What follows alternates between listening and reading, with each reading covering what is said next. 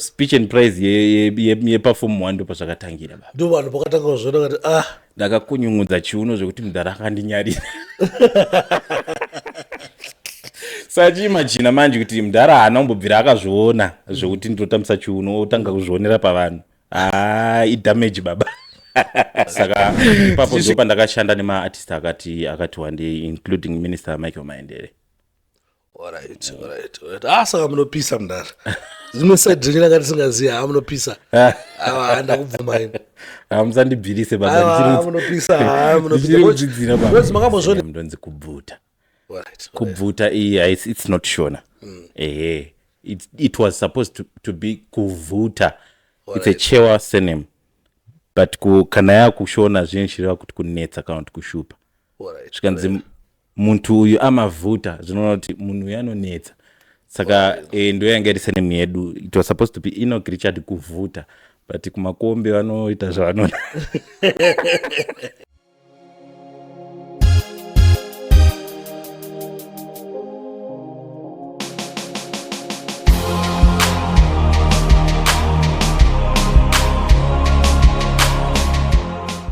Right, wagwan people, salibonani, ibizo lami ngu DJ Sparks. Welcome back again pa dialogue with DJ Sparks. Muzwana nasi, ndina number one content creator. Kata kuti azvima content creators, muzwana nasi, ndina number one. Indo mureta sa number one. Ine sense yekuti, ndiye munhu anoita basa rakawanda mu Zimbabwe muno kuti content yake zonzi yabuda, yapo takuseka, takunakidzwa. Because ukazozvichedzera chaizvo munhu iye anoimba anotamba anoridza I think munhu andinaye muzora nhasi ndo vanhu vekuti tinofanira kuti tigare pasi togadzira kana inonzi Guinness bhuku redu muno manika tovaisa imomo because level recreativity yavainayo I don't think kuti tingaitira kutamba nayo ma-assets mudziyo yatinayo munyika muzora nhasi ndina Mr. Chisale saka tine zvinhu zvakawanda zvati mbonzwisise especially ndine confusion isingaiti pa-creativity yawo kuti zvii zvinenge zvimboitika ma-processes acho kuti zvosvike pakuti isusu takuchiona mumwe nemumwe achitaura rapa mumwe achiseka mumwe achipindura mumwe achiita sei saka takuti timbokurukure nawo muzora nhasi then toziya more about mashandiro avanoita kana pachinge paina vada kuzoitaona sana Chisale kumberi ukako munenge mane manotsi kudhara saka kana data rako ranga rakupera gara waita sei gara wajusa apo because tichawana roteshe risingaiti panapa mudhara muri sei baba ndakunzwa muchitaura chindevela hamusiri mherana yazvambuka lomunyika ndevela ngeyatobhadhobha zvikufa here baba ndakanaka muda ndevele madiri andoita mudhara saka chii chikutadzisa kuti munyatsoirowa ndikushira anyatsondzidzisa ini tsvagai bhebi kakubulawayo makaroora kai aiwa nyangokaroora unotsvaga handinenge kukudzidzisa handinenge chikudzidzisa here ndi malessons chete malessons zvakanaka I think handofana zviconsider zvekuchita serious because madiri anoita ndevele hama one bolata ambobata salibonani saka ndakazodzidziswa ibizo lami inini ndakutarisa zvema-content creators atinawo muzimbabwe munomu tinoona nita content zvakasiyana-siyana vamwe vakaita sei su tinogadzira mapodcast vamwe tinoshuta nhau tinoita sei vamwe vanoita couple content ungaita sei but ini ndokureta isa number one content creator why because ndinotarisa effort yamunoisa especially effort vanhu vemuzimbabwe munomu vanofanira kumboona level effort yamunoisa ndotarisa effort ndotarisa futi creativity yamunoisa ndosaka ndichigureta isa number one content creator when it comes to nyaya dzekuproduction chaidzo production amurowa one but before tasvika kwesekoko I know kuti vanhu vanokuzivai but panapa pane machina anoona chirongwa kune makosa mabritish saka ngonongo asingakuzivai satongoda kashort background kuti anombonzi Chisale ndiani zita chairo ndonzi Enoch second name ndonzi Richard surname ndonzi Kubvuta Kubvuta it's not Shona it was supposed to be Kuvuta. It's a Chewa surname, but kana yakushona zvinhu kuti kunetsa kana kuti kushupa zvikanzi muntu uyu amavhuta zvinoona kuti munhu uyu anonetsa saka ndo yanga iri senemu yedu. It was supposed to be Enoch Richard kuvhuta but kumakombe vanoita zvavanoda exactly saka vakabva uchi ningerikini spelling yavari kuda iwo saka takabva taita mashona handina kubvuta ndakasarudza exactly saka ndakakurira kumhangura kwaimaini wakopa uko chakazovhara hacho chimaini chacho una 1999 ipapo hana chiri mumwana mudiki hangu akwete mudiki zvekutodaro but ndakatoziva kuti yavharwa saka ndo kwandakakurira ikoko ndo kwakatangira musikanzwa yese ikoko ndo kwandakadzidza primary toti crash kwaitwa zvecrash kwakusingaitwa zvekindergarten pana musiyana saka from crash primary level secondary level pataguma ipapo tinozoenda ku A level ndakanzi ndidzokere padesk ndikati maya inini ndifunga kuti ndoenderera mberi regai ndimbopesiwa zvimwe of which ndiri kuprimary ndiri grade 6 ndo pakatangira musikanzwa yemusic chaiyo but ndiri kuprimary handinombobvira ndapinda mukwaya yechikoro handinombobvira ndaridza marimba handinombobvira ndaita anything chine music mukati but ndichinyatsozviva kuti ndiri music minded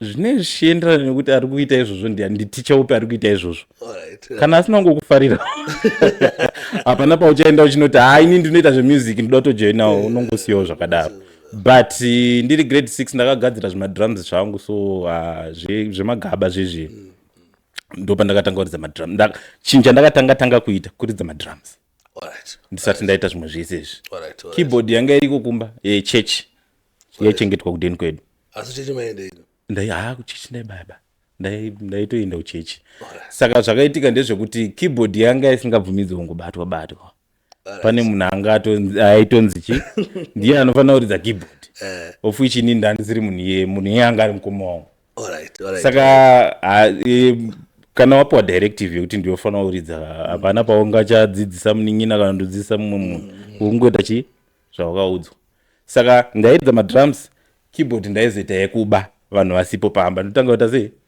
kudzidzira ndopandakatanga kudzidzira keyboard hapana munhu anzisa keyboard up to now ndongodzidza ndega because music iri musoro haisi muzvigune kana kuti iri musoro inozoenda kuzvigune after yabva mumusoro saka tiri grade 7 manje kuchikoro kwandataura kuti handinombobvira ndaita music chichi exactly kwairidzwa marimba kwaitwa traditional dance saka pana teacher vakazonditi iwe ndakakuona uchitidza chi zvimagaba zvako chimboya nazvo tiite sei ticollaborate nechi nemarimba tione zvobuda sei ndakazoridziswa paspeech and prize giving day but pamupesa apa ndanisiri kuita zvichi zvemusic kuchikoro but azojamba mataenda kusecondary level manje chikoro ndanda kutamba nacho mama kuwanzira uku uku ndokwangu kwangu saka ndakabva ndaita munyama wekuitwa class monitor for 2 years form 1 and form 2 but ndiri class monitor kudaro ndini ndaitokocha vanhu kuridza madeski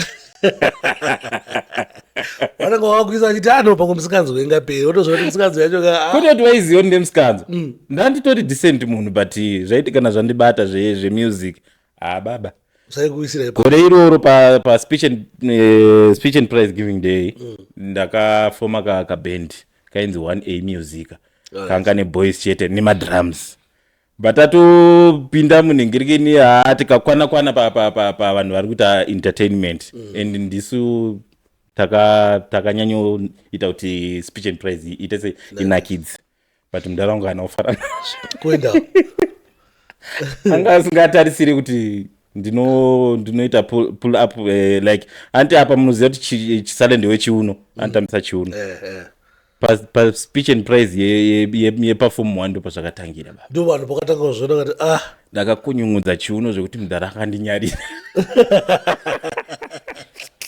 sachiimagina manje kuti mudhara haana kumbobvira akazviona zvokuti ndotambisa chiuno otanga kuzvionera pavanhu idamage baba. Tichisvika kumba akatondiudza momzi ndo wakandiudza kuti mama kuita sei papa zvisinei form 2 but arova futi chimwe tikanakidza futi form 3 form 3 tikazorova futi chimwe saka yange zvazvenhinge but ndaigara ndakaroverwa nyaya yekuti noise nemadeski but ipapo ndanda kutoridza keyboard zviri bho chichi ndinanda kuridza futi kuchechi because mukoma wangu uyu airidza anga abva manje arilocate auya kuno kuHarare. Saka ndo ka background kezvakaitika ndichiri kuMangura. Koko izvezvi mane makore mangani? Izvezvi handiri kuma 30 something ivo. 30 something? 30 something. Nokapana vanhu vada kuvhiringidzwa mumastreets. Haisi pressure ndiri pa 35. Maya makore ane basa ri. Business mwana mudiki. Hazvina basa baba. Chinhu chinhu chiri kudiwa ka i-end product zvinhu zvekuti zvaitwa nemwana mudiki rekawandichiya hazvina basa. Andivaitira munoita chiuno business.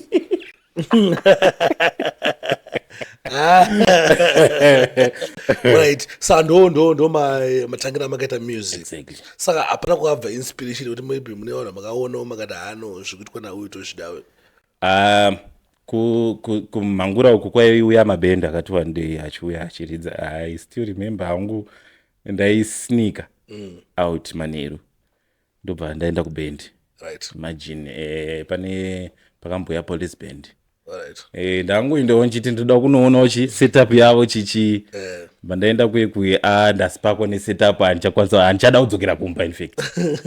Vapatotumirwa munhu zvikanzi ende muudza Ngomano auye adzoke kumba. Ndikateerera here baba? Handinoteerera. Mukoma mba atodzokera kumba ini mba ndaramba ndiripo. Ndakaita pungwe baba. Bandazodzokera kumba kuma 4 am vananopinda mumagumbezi. Ndakapinda pawindo vananopinda mumagumbezi bandarara baba ndakazongomudzwa nembama ziribo tsanangura.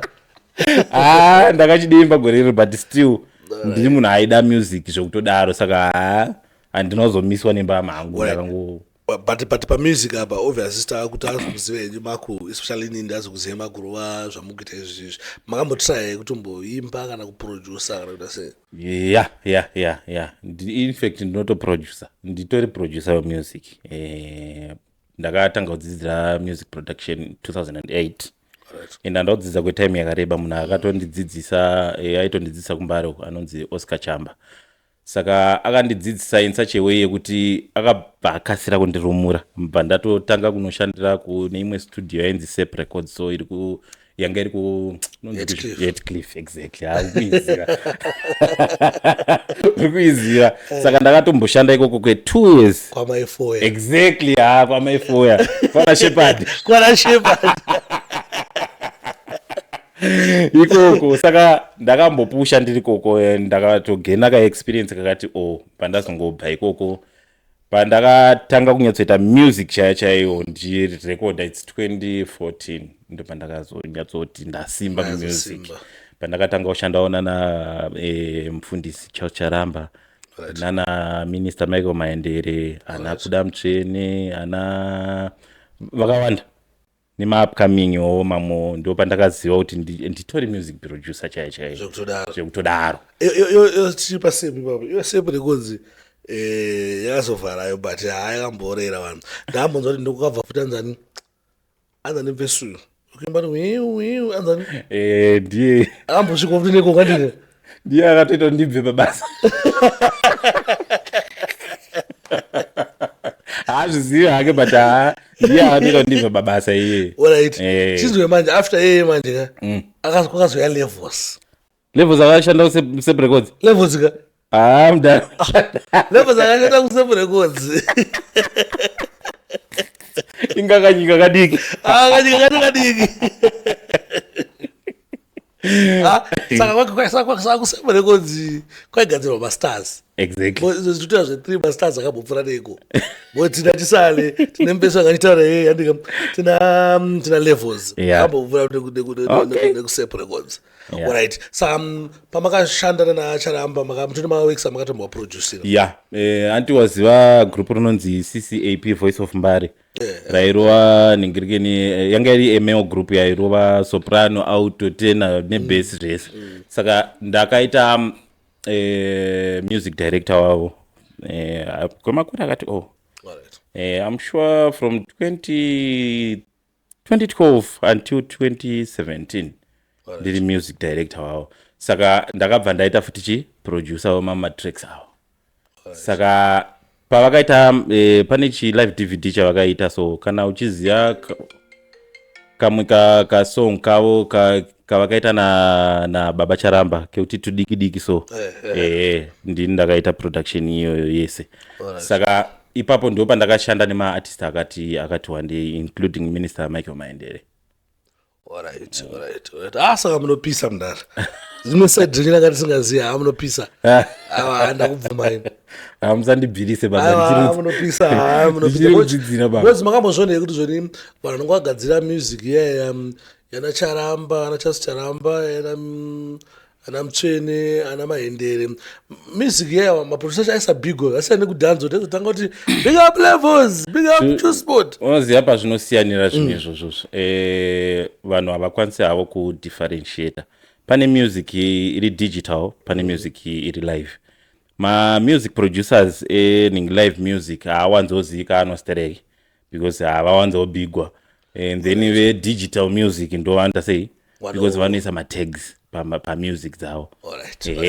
Ukanzwa panenge pachinzi levels production paipai itag rekuti vaite sei vasimbise maworks avo. Zvasiyana nemamwe maworks ana Baba Charamba ungaise kuti Chisale Productions paburuka azvinyatsomira zvakanaka. Saka ku live music tinongoti basa rako ndo rinoita kuti sei uzikano unozobvunza nawe kuti iwe ndiani makaita production iyi kutozobvunza yakaitwa Chisale, and then ndo pawakuzobata Chisale. Hawa ndapanzose babhozi avana vazhinji tasingazvisi ndanana kugadzira exactly.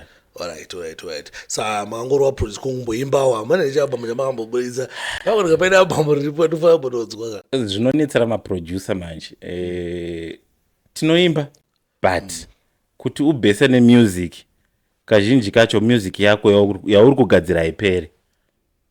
Ukatoti wapedza nhasi mangwana uchanzwa kacorrection wakugadzisa futi kacorrection, kusera mangwana uchanzwa kamwe wakugadzirisa futi kacorrection, saka haibude. Especially munhu akandimenta inini kuti ndisvike pandiri panapa ane music hobo but haibude baba. Munongoiterera vari padhuze mimi pakasara exactly pakasara ndona zvoboibheka mangwana panekanga backing ari kudiwa saka haiperi.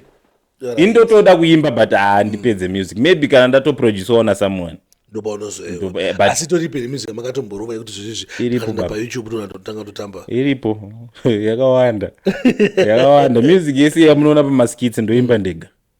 Alright. Ipapa ndo imwe nyaya yafuti ngada tizombokurukure because creativity yenyu mahwani mdala because pari pamboti zvakasonga unonzwa kainstrument kana ndikajapraiser but wozonzwa kuti malyrics ari kuimbwa apa asajapraiser sa creativity yoyo manje mune team yamunoshanda nayo here inogadzira mainstrument? No, andoshanda ndega baba. Muri dangerous baba. Muri very dangerous. Aiwa, ndiri stingy. Aiwa. Muri dangerous. Because dai kuri kunzi mabudgets ainditendera ndaikwanisa kushanda nevamwe vanhu but nokuda kuti unenge usina mari apa unoda kubudisa something kuti utore nhingirikeni yekuti oskid kuti akuitire production yekuti uite skit unobuda 250 US yekuti ayo ungoita music chete kuti uzoikwanisa paskit. Saka it doesn't make any sense. Because pari kudiwa munhu wevideo anenge achakushuta skit, pari kudiwa producer achakugadzirira music kusvika yapera and then ozokugadzirira conversation wozvibatanidza izvozvo audio yova 1 and then ozochitsvaga wevideo achakushuta mascenes ese aya macharacters one by one kuti uzobatanidza audio yeye yagadzirwa ukoko nevideo wozoti editing. Alright, tiripa pamashutira mude munoshuta sei because whatever tikutaizvoti pana macharacter kana 3 pana Mai Mozi pana Sekuru Banda pana gogo piri pana chisara saka munoshuta sei munoshuta sei munorekodha muzozvibata musoro here muzotanga kuzviita dhere. Alright, skill racho riri easy zvaro but kuti uzongowana zvese izvo svika 1 ndo zvisingawaniki. Music you have to have an ear yemusic inokwanisa kudifferentiata zvinhu zvakaridzwa pasong yaurikuda kushandisa yacho. Unofanira kukwanisa kuridza magitars nekeyboard, unofanira kukwanisa kuprograma drum racho rive exactly zviri paoriginal song. Unofanira kuzoimba malines mamelodies aripo paoriginal songs but wangotwista mawords kuita kuti skit rako rive exciting. Saka wapedza zvese waimba soprano, waimba bass, waimba alto, waimba tenor, zvese izvozvo and then you lead the song, woimba song iyoyo svika yapera wozvibatanidza instrument nemabacking vocals nelead vocal wozvibatanidza zvese waane song skit asati rapera asati ratanga wangoone music chete. Wapedza kuita music iyoyo wakuchiita conversation manje apo conversation hapanetse conversation hainetse. Uona zvatirikuita panapa, ndine condenser yangu microphone, ndine laptop apa, skit handinyore script, ndinongoti zvandafunga ipapo ndakutotaura. Abhanda makazoti zvakati ndobva ndamisa. Abhanda vakuchiteera manje ndo vabvunzwa ka and then wakuchitaura saabhanda. Bye takataura kuti tichaenda kumasvingo nde tichaenda ikoko atisi kuzoregedza ndawa mufundisi chaite zvi vakati tiri kufanira kuenda kumasvingo obva wakati Mai Mozi wodzoka futi saka tinoenda rini bhanda wodzoka futi kana vari gogo piri vakuuyawo vachitaura kuti saka anenge ari matracks akasiyana pa recording ningiri console yandinayo I twitch ningiri nchiko pitch ye voice ragogo ndinchitaura zviri normal but ndichitaura nika dialect kekumalawi kega ndobva ndachinja pitch ndikachinja pitch inobva yaita ka cartoon like and then gogo vakutaura sagogo chaiyo but ndinde ndataura ndiri sagogo. Ndapedza kuita conversation iyoyo ndochibatanidza nemusic zvese izvo zvichachinhu 1 manje ya1 audio ndobva ndai pavideo ndakungoisa ningirikini ring light rangu ndoisa ningirikini phone yangu ndoshandisa phone kutorekoda mavideos esa kuseri kune green screen inozokwanisa kundibvisira background light camera green screen ndonotepa record ndoplaya audio yeye ndoimba zvese zvoda kuimbwa but pari kufanira kutaura gogo I make sure that I keep quiet kana ndiri bhanda. Pari kufanira kutaura bhanda ndongoita lip syncing. Saka kana paine ka distance you never see kuti zvandiri kutaura ndizvozvo here, you assume kuti exactly zvandiri kuita apa pavideo ndozvikuita malips but ukanyesozvitarisisa pane pamwe pandine ndichitopotsa but ndinozviwandisa kumashure kwemic zvokuti musazvione imimi. Saka ndo zvandinoita izvozvo kusvikira macharacters ese aita sei but kana ndichitotaura kana ndichitaura Mai Mozi I have to face direction ina Mai Mozi ndototaura as if ndikutaura nawo but ndakatarisa kuside bozi papanonetsa bozi nje yenyu ndinetsa kuti right audio yaitwa yapera ko pamanje pamavideos manje ka saka akufanira kudzokorodza here every word by word raitwa pachi zvinonetsa azvitike. I remember rimwe video rako rakamboona so makagara pacomputer so muchirekoda exactly so taisona tizoni pakutanga parekodwa but manje tumastanzi chinosaka kuzobuda manje zvichienzana thinking manje you try by all means kuti pataura bhanda pese ka unenge uchiteerera kuti ataura papi kuti unenge uchingoziva kuti iyi conversation iri kufamba so paanenge akutaura paipa unenge uchingolipsawo as if uri kutaura but unenge usingatauri. Saka wapedza kudaro manje wakuchitanga kubvisa background, wabvisa background wakuchitsvaga background yekuisa, then you start placing ma characters ako one by one, but zvinenge ka trick foot vari pamberi vaivaya ndo vandotanga kuisa and then application yandoshandisa kuedita nayo inondibvumira kuti ndiise ma characters kubeki. So dai yanga ine mukana uita more than 8 characters ndaikwanisa kuita more than 8 characters but inongogumira pa 8 chete, ndosaka ndakaisa 8 ma characters.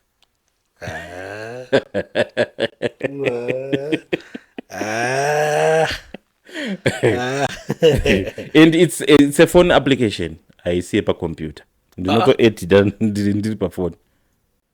Inonzi Kind Master. Ukangoziva kuti chinoshanda sei you won't go. Azvinetsi. Azvinetsi. But mimi munokwasa kuti munhu ada kuzviita zvemudzidzisa achitozvibata munoona zvichito. Aisimbori problem. Kudzidzisa munhu kuti ave neknowledge yekuti zvinofamba sei aisi problem ba. Asanda kutongwa kana bese kuti azvigona sekuona kwena. Apa zvadzoka ka zvinhu zvese zvikuitwa nemunhu wani chaanongokwanisa kuita pachinhu wani kuedita asi kuzviactor kuzviimba kuzvitamba chachimochi. Saka kuti inini production yangu kuti uzobuda ne one video dai kuri kunze uri kuzviita uri wani ka apa haugone zvandiri kuita zvese, uchatsvaga levels wako producer, uchatsvaga ningirikini uyu wevideo blacks kuti akuitire mavideos ako nekukueditira imari yakawanda kana kudzipisira akuitira exactly. Saka chiimagine kuti alright iwo uri kudaita advert pa skit rako you won't charge 500 hapana anouya but iwo kuti ubude nechinhu ichocho ichi it's more than 500. Saka ndosaka ndakaopta kuactor ma characters ese ndiri ndega knowing kuti zvingori pandiri, saka ndinokwanisa kuita sei kuzviitira zvinhu zvangu ndega without paying anyone. Alright. Yeah. Pakaipa ndanga ndikunyepere mdara ini ndakanyatsoona zvinhu ndakati izvi hazviteedzerwi wamba ndakonende yemuzimbabwe yekuti yoti aiwa iyi konende aiteedzeri ndozvakaita konende nanhasi handisati ndamboona munhu akakwanisa kuteedzera. Aiteedzereke tisungoona munhu andoziva kuti anomboita zvemavideos ndi Taffy the Man. Of which ndoshandidzana naTaffy. Sometimes ndindomuitira maaudios enhingirini ebasa rake. It's not every time but sometimes anongonditi ndoda beat rakati ndongadzirira beat chichi ndomubatanidzira nemavocals and then saka izvi mune studio yenyu yamundorekodha music zvonde kana kuya nemusic yangu munokwanisa tondirekodha. Yes baba, ndinotoshandira hangu kudeni kukwadzana exchange.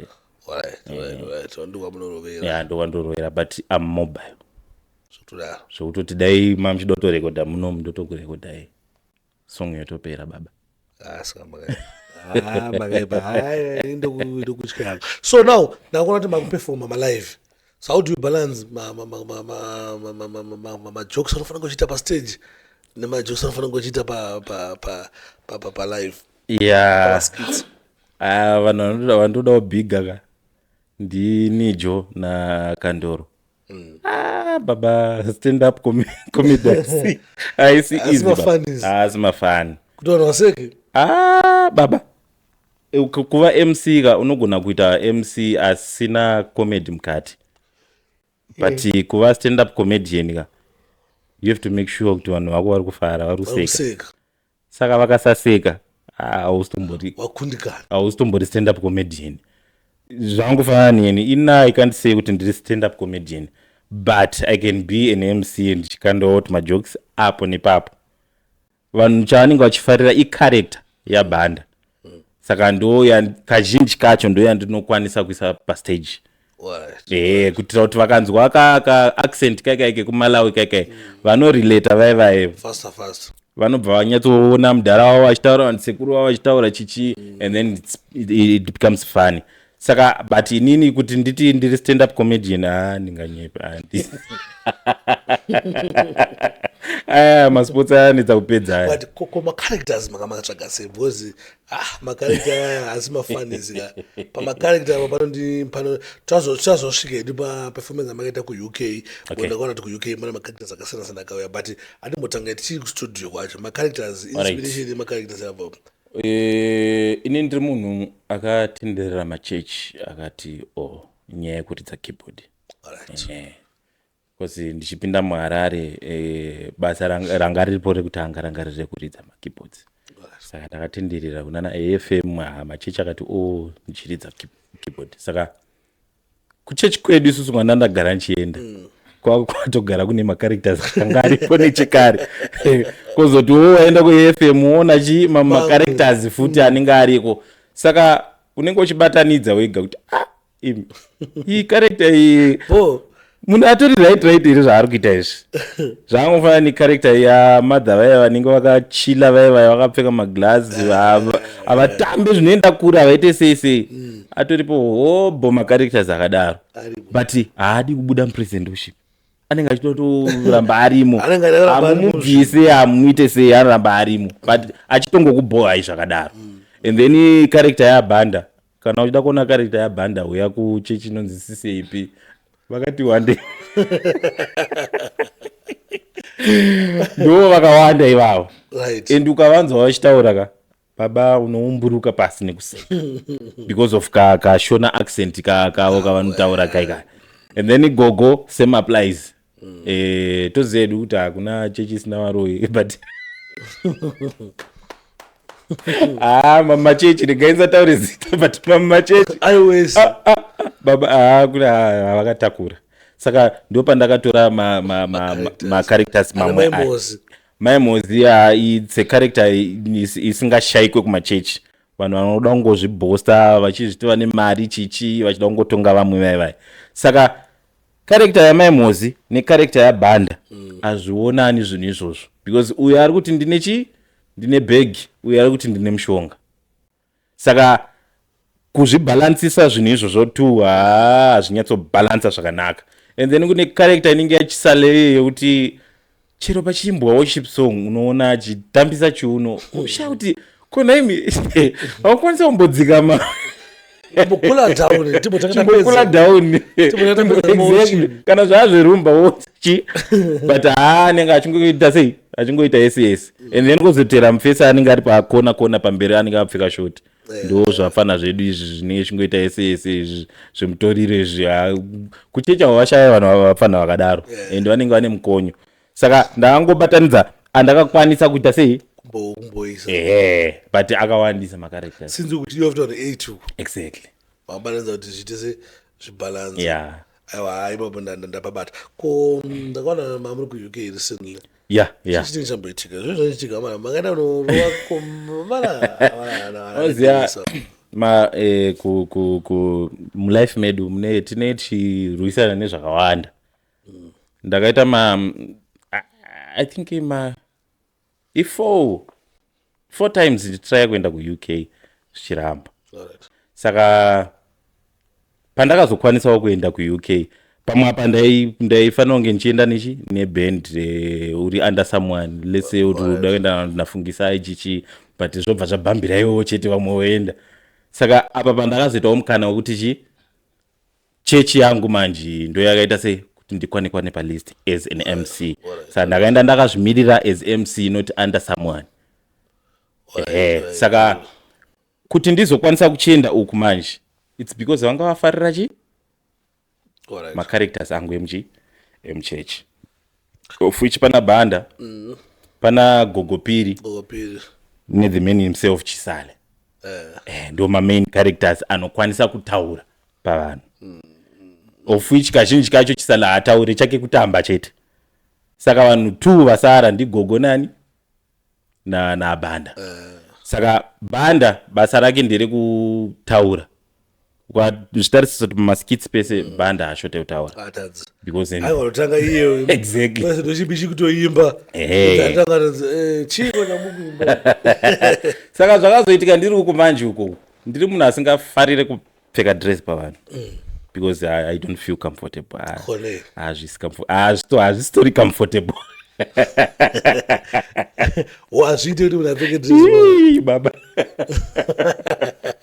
maya handiwanzofarira kudaro but tiri kuuk I was forced baba papakashata ndini ndaiadvertisa kuti gogopiri vanenge variko vozoshayikwa ikoko apa vanhu vakatarisira kuona gogopiri. I still remember pane imwe fani iri kuamerica yakanditumira vhidhiyo yevana vavo 2 vachiti toda kutaura nagogopiri kana kuti chingoita vhidhiyo uchimhoresa vana vangu because vanoita sei vanokufarira zvisingaiti saka I had to do a video ndichimhoresa vana.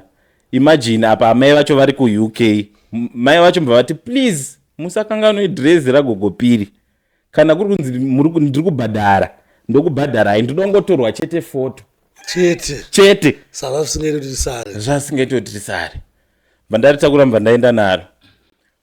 Basa rangu apa rimwe racho ranga riri kudhrowa vanhu kuti vaite sei vauye kushow marketing.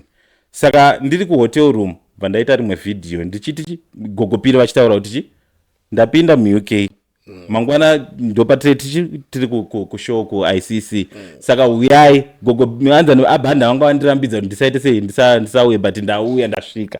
Imagine yakadhrowa futi attention yevanhu saka vanhu vamwe vakatouya vachida kuonani gogopiri. So I was forced manje kuti ndataura kuti gogopiri vanenge variko and ukada kuzvitarisisa paact yagogopiri vakatopinda pekupedzisira because banda anga asiri kuda kuti vaende pastage saka ndaangoenda 2 minutes zvekungotaridza vanhu kuti macharacters aya ndiwo anoshanda nawo anowanikwa kwauya ani banda gogopiri nachisale. Chisale ndakamuona Chisale anga akachena zvakare musutsu weudi banda akapfeka ataya yake and then gogopiri vakati but unoziva zvakaitika ndichingopedza kupfeka banda ndangoisa mingirikeni dress ragogopiri pamusoro peataya yabhanda nekutodzikira pastage makatika kupfeka dress ndakadaro but unenge usingafeel comfortable because hauzive kuti anozvifarira neasingazvifariri ndiani. Apa uri pamberi pevanhu tambotaura kuti pamberi pevanhu panotyisa saka unenge usitombori comfortable and ndagara handitori comfortable kupfeka dress pamberi pevanhu ndezvebasa aiwa kuna vari comfortable zvavo but baba chingotarisa comment section but now vari comfortable kupfeka madress kutoti aiwa vari comfortable vanokwanisa kuzviita but inini handisi asi zvenyu zvisi zvangu. Alright, ndanzwa muchitaura nyaya yebusiness muchitaura nyaya yeSootWed tida kutende kubusiness about content creation mukuitawo mari sei chii chikuitika makamonetize nemavhidhiyo zvinhu zvamucontent yamukuita iri monetized zvekuti munikuwanawo something out of maybe zvamukuita panoti netsei baba ndakatrya kumonetize Facebook page rangu I think pane time but zvakaramba handizive kuti iricheni here kana kuti imweyo imadzinza here kana kuti handizive but Facebook page rakaramba chinhu chandakazokwanisawo kumonetize but achiunze mari yakawanda iYouTube but Facebook kuna kungonakidzawo vamwe hangu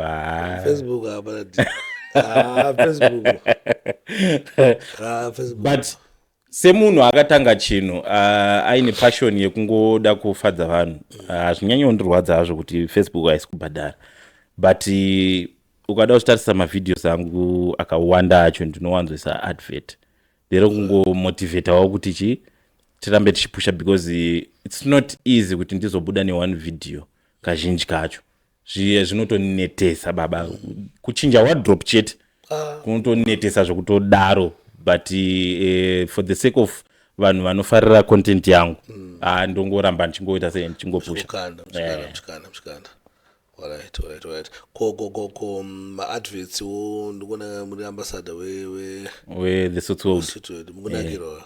ya vanhu vangu toshanda tese zvakanaka at least taani katime kakati tichishanda tese saka marelations kazhinji kacho ndo anoita kuti tirambe tiri tese.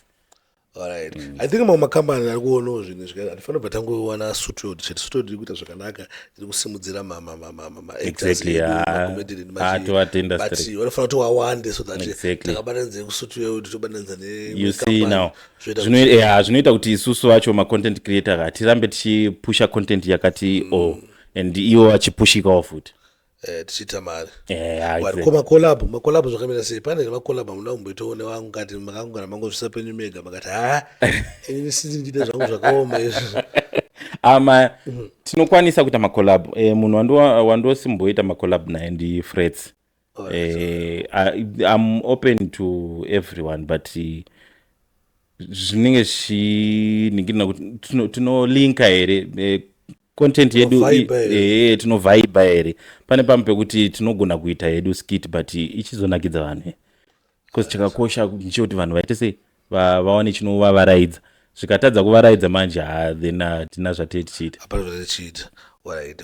Asi munoda mari kana muida kuti makolabho kana kuti munongoti kana motasi kuna wapfana nongwachinatirwawo.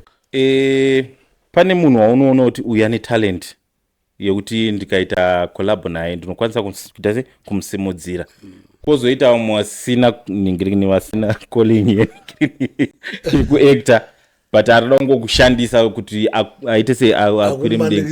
Exactly. Zvizvo zvazvinonyatsokuda angada kupinzawo pakumanikidzira kwake ada kuconnecta.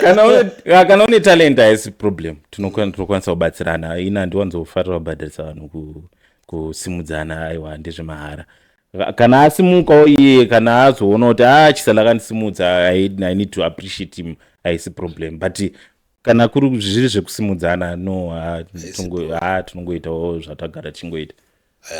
Hamuzorwadziwi. Aiwa hatirwadziwi baba. Kuti kwengo munhu zaita kana ungochita zvinhu zvikaizvo ukana zvaramba just give up. Unoramba uchienda kupi asi you need to give up. Zvangofana neni imagine ndakatanga zvecontent creation 2017 do you think kuti ndicharamba ndichingorwa mavideo pane pamba ndichasvika pakuita give up because it's not easy kuti pari kubuya avo mapfana vari kurova vana mujaya vavai ana comic elder vari kurova singaite iwo dauramba uri mugame wavamira chimbosuduruka wanopisa vaite sei wambopindewo. exactly. Alright. Aiwa I think apa ndapayatsopa explain zvandaita zvananzwisisa especially panyaya dzemakolabho idzi because amakolabho tinobheliva tinomada makolabho. Anodiwa kana usina chipo manje hapana vanenge ipapo panonetsa chipo chakakosha baba. Tarisa kana kuti comic elder unonyatsoona kuti haasi kustruggle ari kungoita zvinhu zviri natural zvichingoflowa zvichienda saka iwo ukazoda kumanikidzira manje and then wozoda ushandisa mumwe munhu futi pakumanikidzira kwako hazvibude zvakanaka. Alright. Aiwa mukuruka tatara zvinhu zvakawanda zvakada kunza because ine stress yangu yanga ndinayo ndichigana kumajozi achisala afana mbotudza kuti anombozvifambisa sei anombozvibatanidza sei zvinhu kuti zvinzi zvachi zvazvo zvapamwe chete. But chandiri kuvavarira I think ndofanira kuwandira music now. But handisi kuda kuzvirekodha ndega ndiri producer angu but handisi kuda kuzvirekodha ndega. Alright. Sa munogona kumbouya nombokurekodha. Kalafuka mari vanenge kuti dadaona asiswa naSparks. Asi kurekodha producer kunonetsa mari. Manoziya anopedza nazoti hakunonetsa but handotoziva kuti ndikaenda kuna nhingi kana ndikashanda neroko ranhingi I think pane zvinobuda zvakanaka. Sa munonyora futi also a songwriter. Ndonyora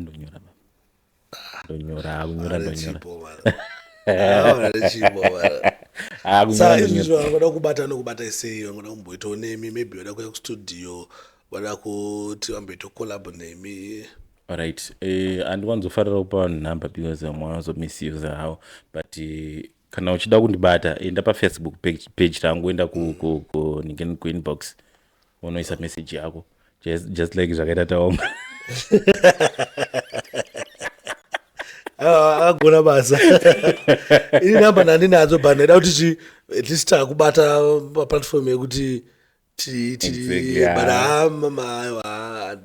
itsedza inini ndikaipotsa message yako inoverengwa namanager saka yekutanga yakaverengwa namanager ndosaka akati aregai ndimomira ndinzwe kuti zvakamira sei saka ini ndazangomira kuti bozi ndakaipotsa inoverengwa namadam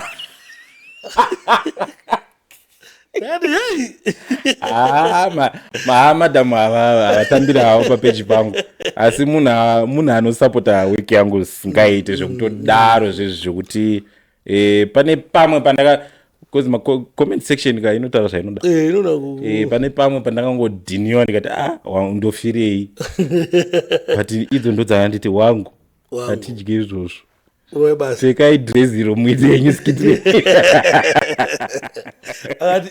todza iwe karekta apa makarekta amina wai 67 pana imwe chi8 apa ya saka munhu anongodishurawo zvakanaka so saka I think murume wese anoda mukadzi akada anomusapota obvious ukaona usina mukadzi anokusapota gadzirisa nzira dzako panonongwatonaye ka unongwatonaye usatombomita setombotomboramba aiwa maybe pane paukukanganisa asingazvinzwisise unoziziva boze urata mukadzi akafana newangoona anenge asingatozvinzwisisi kuti mumboti aiwa pamashezi ebasa rako pane chaumutambidzawe ndatoona kuti anzwisisa aiwa usikupa ipai vakadzi ava mari havanokusapota iseko musingavape mari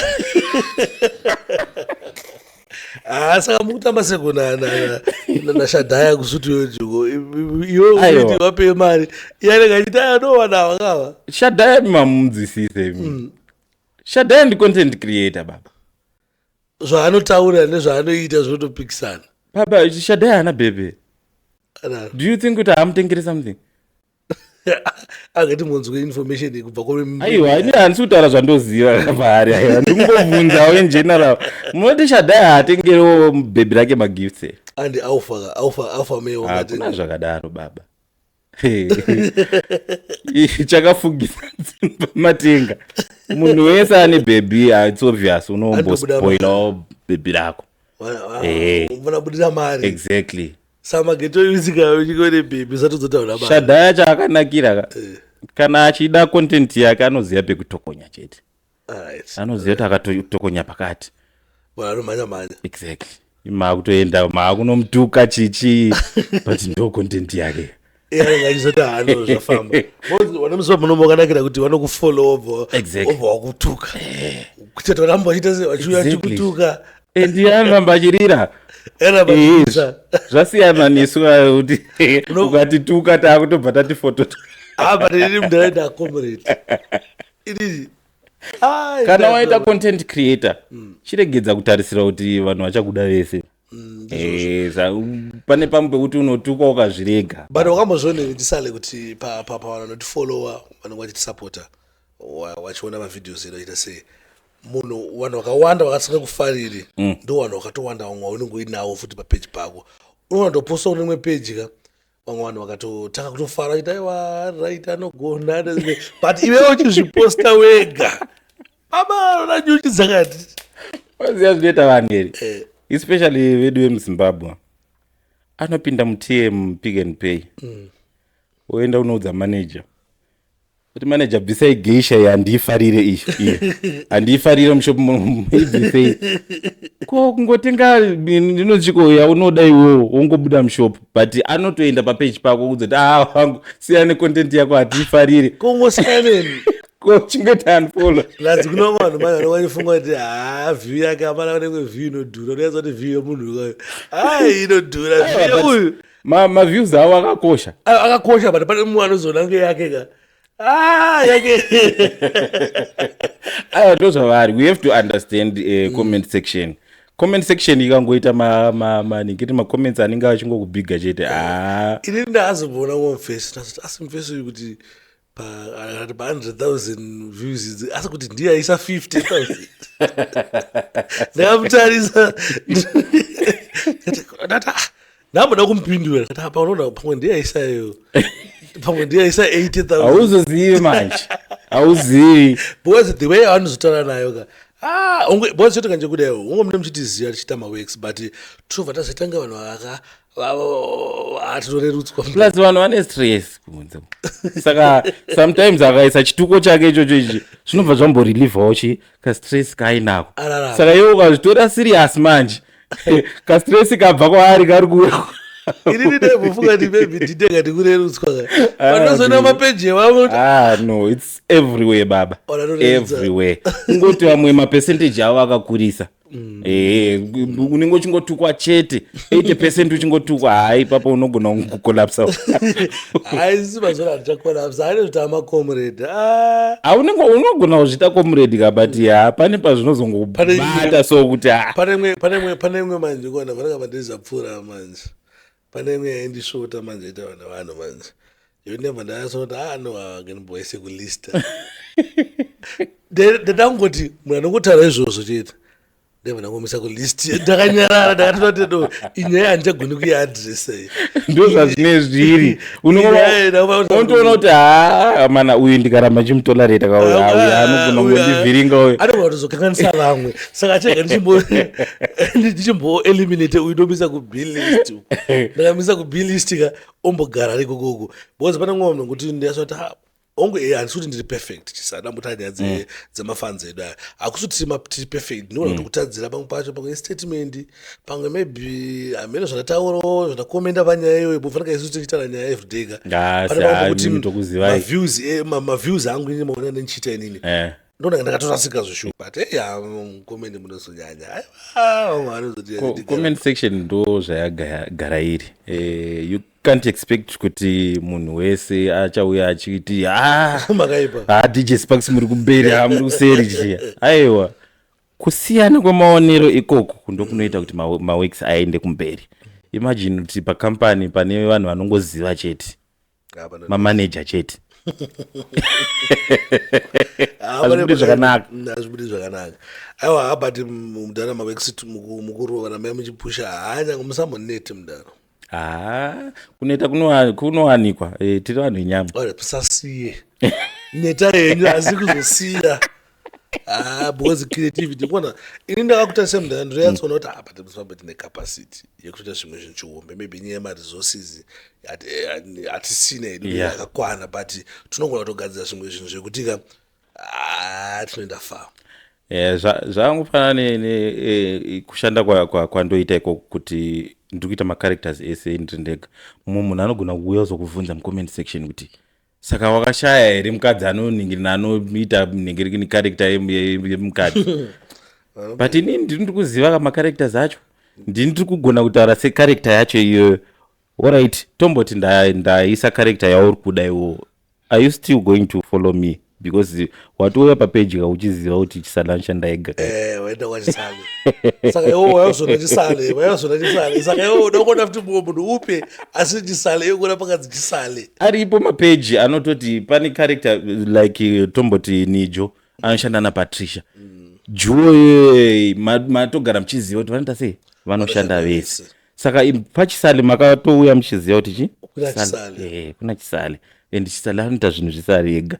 Saka iwo kana watozoona kuti chisale akundibowa ndosaka Zuckerberg akaisa chiningiri chiunfollow chechi otobva waregedza kutoonera futi. But the problem yavanozoita manje ndeyekuti vanopinda muroad voisa roadblock yavo voti inini handifarire Mazda inini saka handisida kuona Mazda muroad ngadzibude dzese. Ukanganwa kuti iwo ndiwo usingafarire Mazda. Pane vanofarira Mazda vasiye vadrive Mazda. Saka anofarira chisale achauya achifollowa. Kana waregedza kumufarira uchaunfollowa woendawo maybe kuna Nijo kana woenda kuna Mujaya kana woenda kuna Comic Elder. Do mafambiro azvo. Kana waneta ikoko unodzoka futi tiripo. Tichingorova. Exactly. Thank you very much Mr. Chisale for coming. Nikuya muzomboti bless opanapa because mndaka mchinge matomboya panapa. Zoti bless so makagara pa makagara apa. Mufaro watinenge tinawo mudhara kudzita boku hostai. kana CV redu bo CV redu akarakadaiwo kaizvizvi rakutowedzera. DJ Spakis haikuno kuda kundinyipira pamberi pevanhu. Uyu anonyipa maningi sireko. Reganisane nevanhu vakawanda. Comment section please. Lovai munhu attack. Aiwa but still atizobve macharacters asina kumborohwa.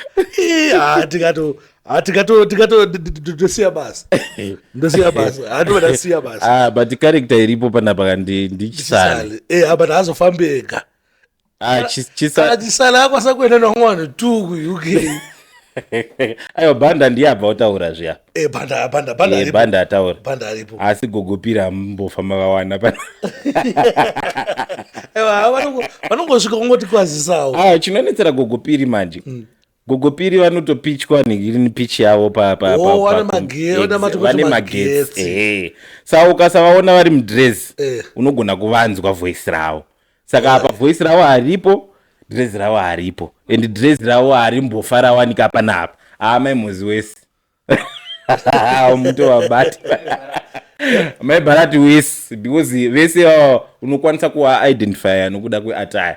Maatire avo hapo panapa. Uficha hapana pana nchapfeka dress muri panapa. Muda ndisodomaisa. Wala ko chiuno chasara ere.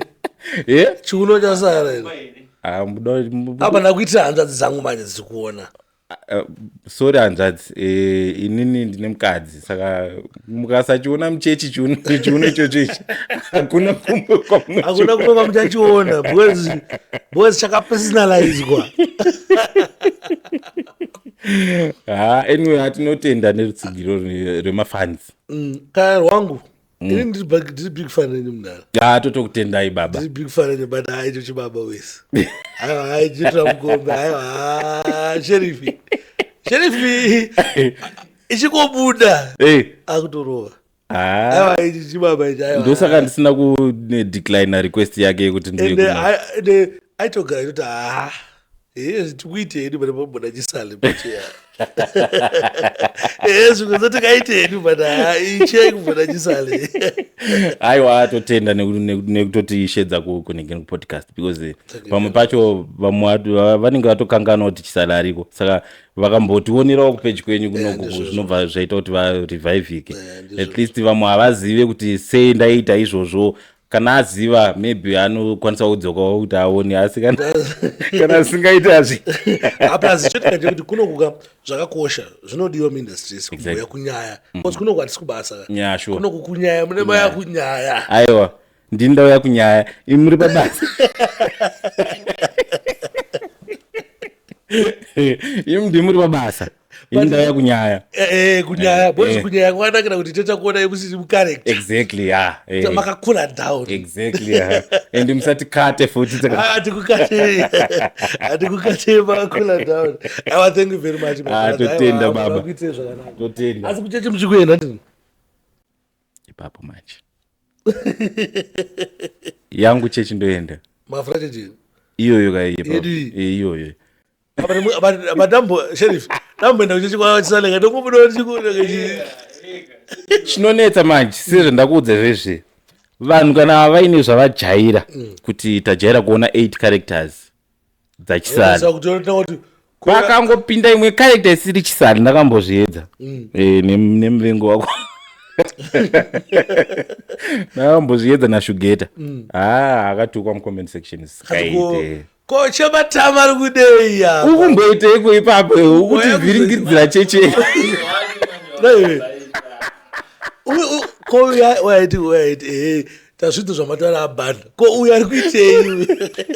Ngabve ipapo. Apa hapana changaita chakashata. Takatongoacta zvese zviri bo but vanhu nokuda kuti vajaira chisale. Vakutotuka Shugeta ndikatoshaya kuti ko vanhu chiko. Kamuti wewe unadzidzisa. Ndakazongoti munhu chinhu chaasina kujaira achingosvika chichipinda. Chofanira kutanga chambopenetrata first vachijaira ndipo wazoti Shugeta anogona. But kana asina kuningirina kana ukangoita zvokuva impozera baba unotukwa. Plus ukazotoro Shugeta ukashaya mumwe kutorera.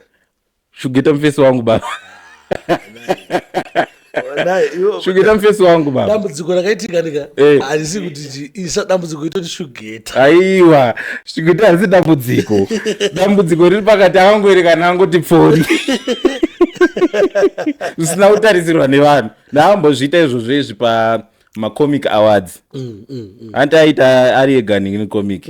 Pandaenda ipapa ndiri kutaura kachirudzi kangu. Vanhu havana kuzvijaira. Ndakatukwa baba. Idzo dzikuite yapo idzi. Abhanda ari kuite yapo. Naye tajaira kuona uri wega sha bvisa icho. Thank you very much. Mune Zimbabwe. Isi takugumira panapa zvamuchaona. Isi takunoseka tiri kuseri vachisara vanonakidza kuswera navo boys. Thank you very much for watching, for supporting. Don't forget to subscribe, like and share. Ndaipa akati Chisare Production. Mama masvika munoona mavideos amukomana ari creative, mukomana anogona. Ndo vanhu vanogona vaende munosupporta. Zviya wazoti toilet iri papa. With that, we're out.